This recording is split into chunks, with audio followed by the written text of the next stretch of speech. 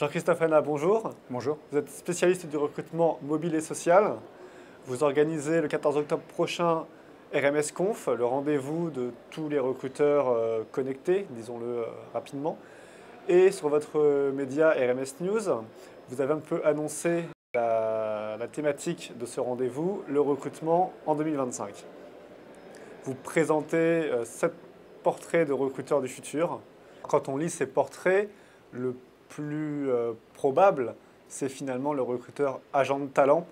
Est-ce que vous pouvez nous dire quelques mots sur ce recruteur du futur?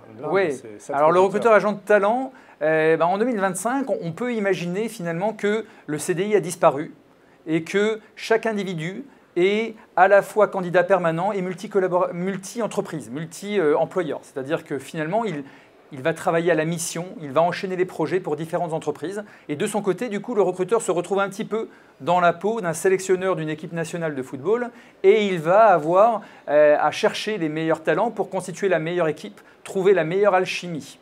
Et à chaque fin de projet, à chaque fin de mission, finalement, le mercato bat son plein. On a aussi la possibilité d'avoir un recruteur qui serait un recruteur psychologue. Le recruteur psychologue, en 2025, finalement, les smart skills l'emportent sur les hard skills. Les smart skills, c'est le comportement, la personnalité, l'état d'esprit qui l'emporterait sur le diplôme et sur les compétences professionnelles. Et ce recruteur psychologue maîtrise parfaitement les tests de personnalité et a la possibilité de les intégrer directement dans l'entretien et va analyser la personnalité du candidat qui se trouve en face de lui pour recruter le meilleur. Et puis, on a aussi, évidemment, en allant un petit peu plus loin, le recruteur data analyst. Ce recruteur data analyst, c'est celui qui maîtrise parfaitement le big data, qui s'est enfin imposé en 2025, il était temps. Et il va aller chercher les informations, les stocker, les traiter, les analyser pour prédire finalement quelles seraient les personnes dont le comportement serait le plus efficace dans l'entreprise, dont le fit culturel correspondrait le mieux à la culture de l'entreprise.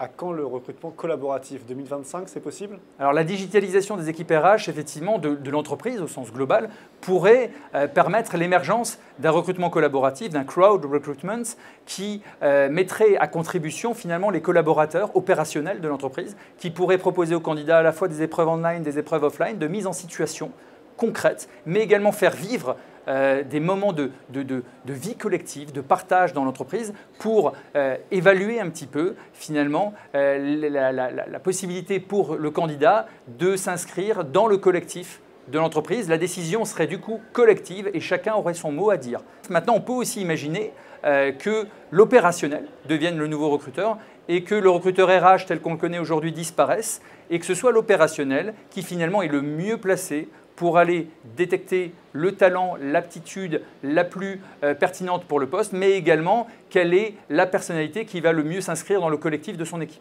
Dans votre article, vous mettez à rêver ou à cauchemarder, selon les points de vue de chacun, sur un recruteur totalement technologique. Est-ce que vous pouvez nous Alors, en dire plus? deux possibilités effectivement qui s'offrent à nous, qui s'offrent aux recruteurs quelque part.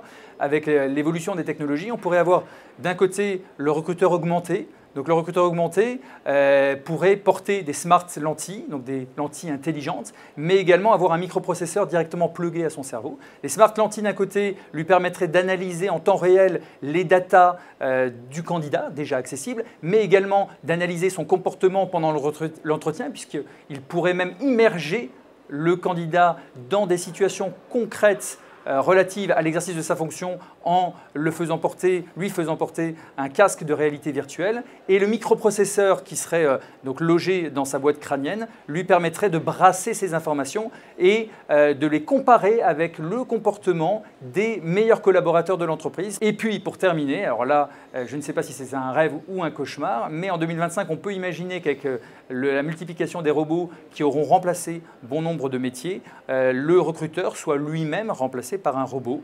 Et ce robot, doté d'une intelligence artificielle exceptionnelle, serait finalement neutre, rationnel, objectif, capable de mesurer à la fois la personnalité et les compétences comme jamais un recruteur humain ne l'a été. Et du coup, on pourrait même s'attendre à ce que les candidats plébiscitent l'arrivée d'un tel recruteur parce qu'ils estimeraient que le recrutement et leur embauche sont des questions bien trop sérieuses pour qu'elles soient réalisées par un être humain.